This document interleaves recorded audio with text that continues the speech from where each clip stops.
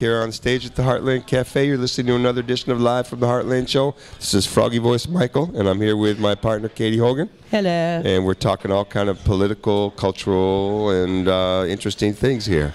I'd like to welcome an old friend and oftentimes guest on this show, Victoria Cervantes. Good morning to you. Good morning. Bueno. And you brought with you a young fellow out of Honduras named Pepe Palacios. Good morning to you too. Good morning. Bienvenido. Buenos días. Sí, bienvenido. So in 2009, the president of Honduras, Zeleta, he wanted to have a referendum that would change the Constitution some and probably give it a more democratic tone. Under the Speaker of the House or the head of the legislature, Micheleta, and the Supreme Court, the Army came in, they grabbed him, and they took him to Costa Rica. Yeah. There was a lot of drama about him coming back. There were massive demonstrations.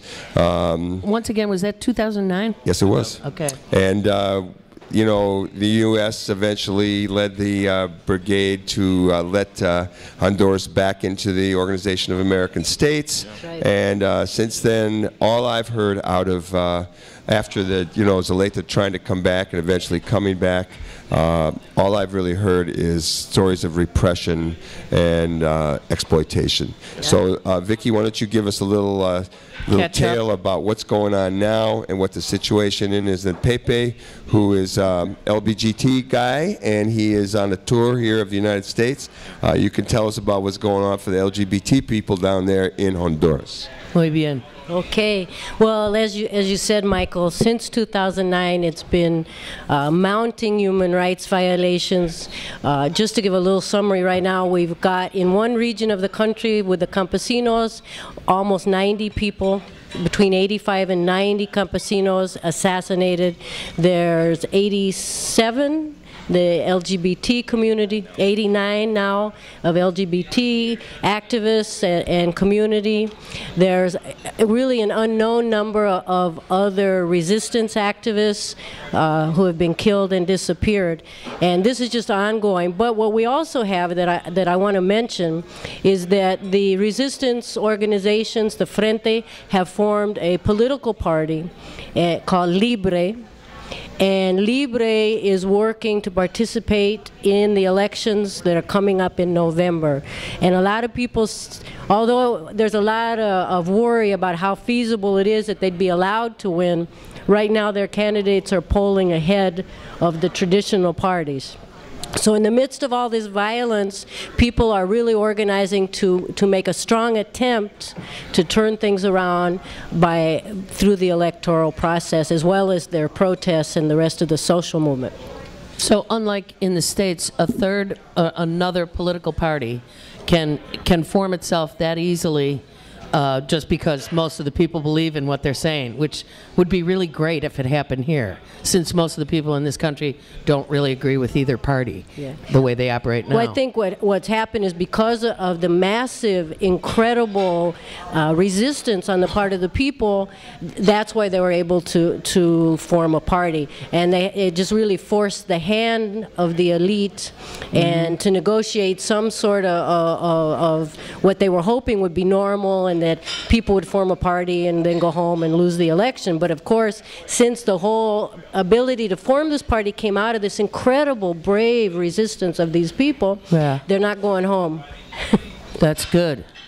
You want to add to this story, Pepe? Oh, well, I would like to add something. Please. You know, the day of the coup d'etat, before they took the president to Costa Rica, they made a stop in Palmerola. Palmerola is an air base of the United States. So we got a lot of military down there. Yeah. In Honduras proper?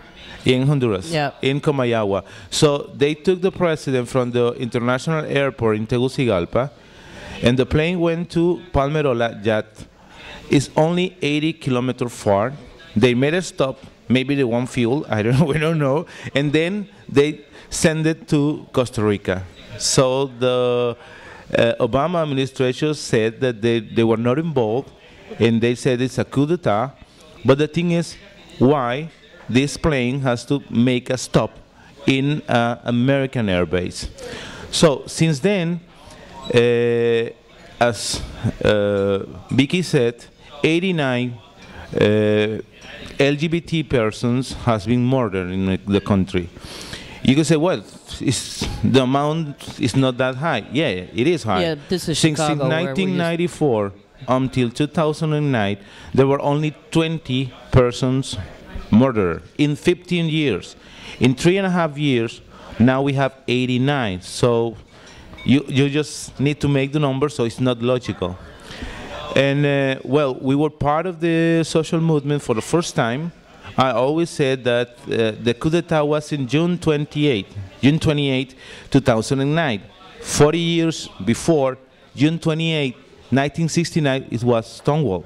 It was the same date. Which so Americans are just beginning to hear about since the president mentioned it in his inauguration. Right. So for us, for the LGBT organization, That was your Stonewall. the coup d'etat is our Stonewall because it's when we said, that's it. So, well, when the Frente decided to create this new political party, they also invited LGBT leaders to run for the Congress. We had a candidate, and he was murdered 2 weeks later when he was elected to run for the Congress to participate in the primary elections. So we have to choose another one. And we also have, for the first time in Honduran history, for the first time in Latin America, we have a transgender girl running for the Congress. So, you know, the Catholic Church, the evangelical leader were really happy to know that we have a transgender girl running for the Congress. They didn't win. They didn't win in the primaries. But it was the first time. Yeah. Right. So for us, the was another. The LGBT organizations since the 80s, the only work they did is preventing HIV/AIDS. But since 2009, that's what I said. It was our Stonewall, because we are now involved in this big social movement. As Vicky said, the 3 days ago, the Gallup poll said that Xiomara Zelaya is our president candidate, and is also the former Zelaya is going to run again? No, Xiomara is the former first lady. Good. She is, and we will have, if we win, we could have the first woman president as president. Let me ask a question of both of you. You talked about the U.S.'s involvement in the coup. You know, it's not clear, but they did take Zayala to the U.S. Air Base before they took him to Costa Rica. Now, one of the things I remember very distinctly about the aftermath of the coup, while the U.S. was saying it was a coup and they were not involved, was what came off as a pretty negative role played by Secretary of State Hillary Clinton. And right now, Hillary Clinton is getting a lot of, you know, in a lot of ways, victory lap. We're dumbed down. You know, we kind of accept things that we didn't accept when we were a little more radical. And it's really unfortunate. You know, I'm sure that if Hillary is the candidate for president in 2016, a number of us who are involved in progressive activities will vote for her. But, you know, she gets a lot of credit, and she gets a lot of pumping up, a lot of victory lap stuff, but she played a negative role. And can you share with us her involvement in that? Can you give me a little capsule of what happened? Sure. I mean, in general, the U.S. government played a negative role, but one thing that was really sharply outlined, especially in 2009 after the coup, was President Obama, right after the coup, came out and said, this is a coup, we can't be going back to the dark days. Now, we don't know how involved the U.S. was in the coup, but this is what he said publicly. That set up a situation in which the U.S., by U.S. law, U.S. would have had to cut off military and police aid to Honduras. Then, out of the State Department, out of the Secretary Clinton, comes a whole different analysis that they wouldn't refuse to call it a coup, and a military coup or any kind of coup. They called it something like an unfortunate happening one day of something in the blah, government. Blah. It made no sense, Bad but day? it actually for a moment there were dueling press statements from the State Department versus from the White House. It was I think it really. It was kind of weird. It was like there were two different governments. Right. And actually Hillary Clinton's line won.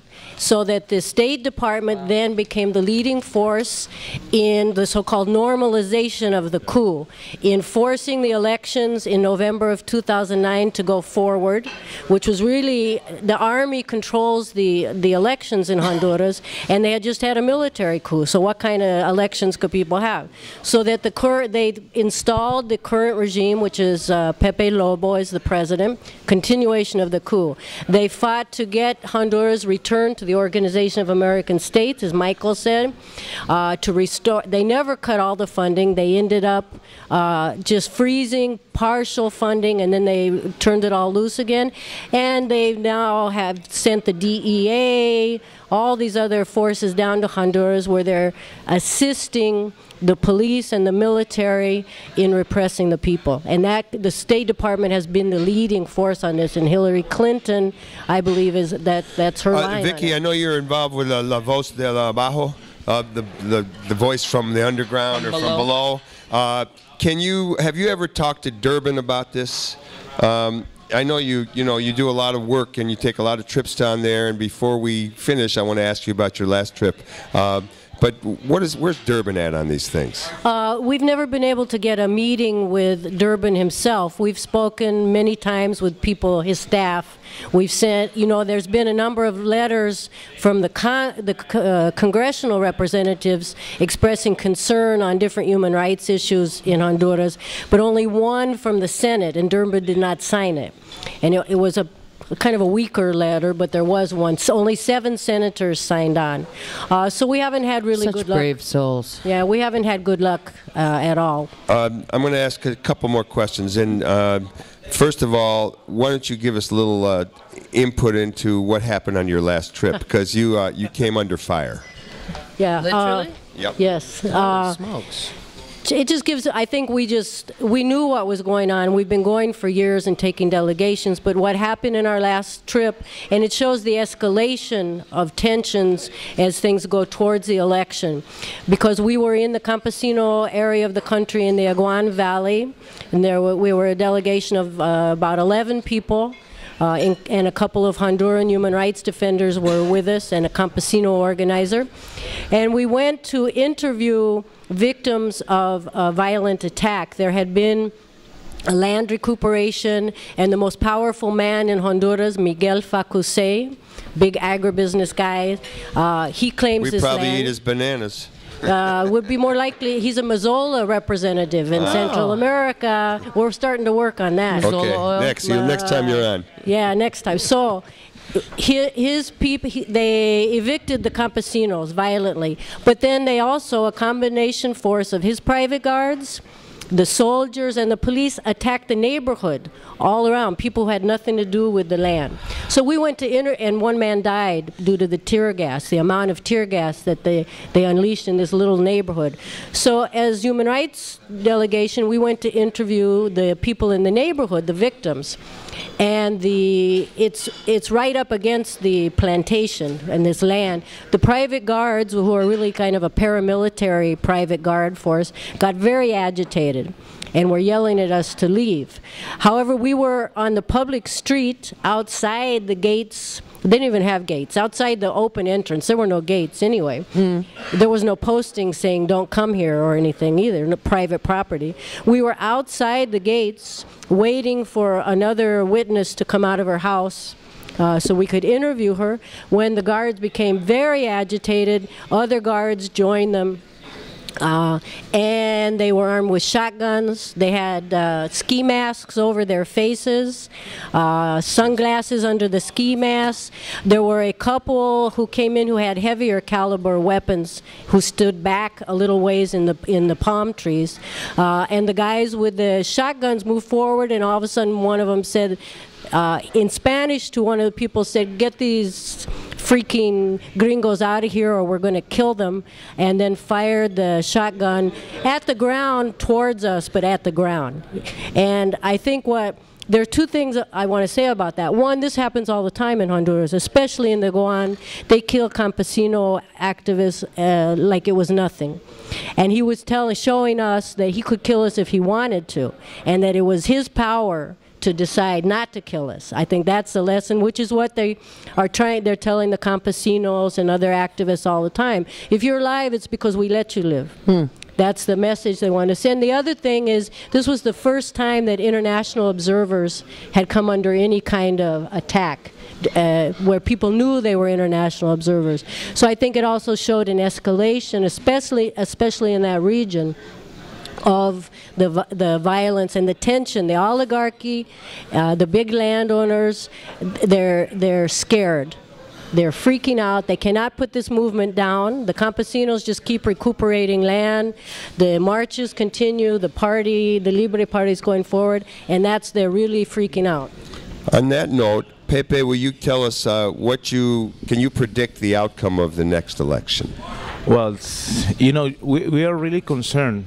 You know, to know that the first poll said that the Xiomara Castro is leading. Well, it could make you happy, but also it gives us a lot of concern because, you know, these two parties is like the Democrats and the Republicans. Will you say the name of the party that's leading? Libre. Libre. Libre. That's the new party, right? Yes, it means libre is freedom, free. Right. So, well.